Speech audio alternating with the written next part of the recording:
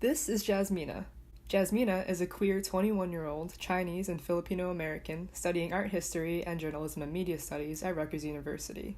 This is Jasmina at 10 years old. When Jasmina was younger, she did a lot of commercials, TV shows, and off-Broadway productions, which seems pretty interesting in theory, but always had a few things that struck 10-year-old Jasmina as odd along the way. Like how, when Jasmina auditioned for roles, she was often asked the age-old question, "Can you do it with more of an accent?" In fact, most of the roles that Jasmina auditioned for either required a heavy accent or required no English-speaking ability at all. Stephanie Larson explains that this obsession with focusing on Asian American characters as recent immigrants with limited English language skills works to reaffirm their status as aliens, forever consigned to the margins of dominant society, effectively marking them as perpetual foreigners. We see this a lot in stories featuring Asians as domineering dragon ladies, as dangerous mystics, and as downright evil villains. But it doesn't stop there.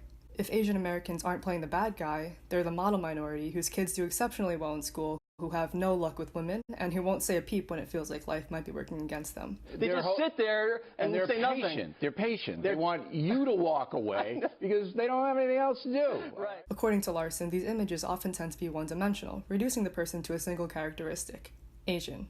On casting calls, were some roles asked for Caucasian male, aged 35 to 50, tough, rugged, athletic build, or Caucasian woman, aged 18 to 25, very attractive, physically fit. Sometimes all that Jasmina would get was girl, aged 6 to 12, Asian. Granted, this was the 90s and early 2000s, and a few things have changed since then, but this trend of grouping all Asians together into a singular Asian identity is far from gone. Let's look at Jasmina now. Would we say that she is a queer 21-year-old Chinese and Filipino American studying journalism and art history at Rutgers University, as we did earlier? It's possible.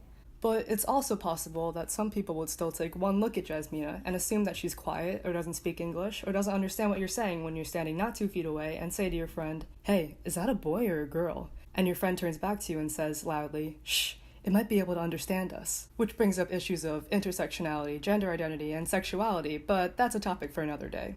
So what have we learned so far? In entertainment media, Asian Americans are treated as perpetual foreigners, heavily stereotyped, and one-dimensional. But despite their model minority position, Asian Americans are still making efforts to organize, protest, and grab the reins of the industry to keep making progress in rewriting their own narratives. That is why Jasmina is a journalism and media studies major.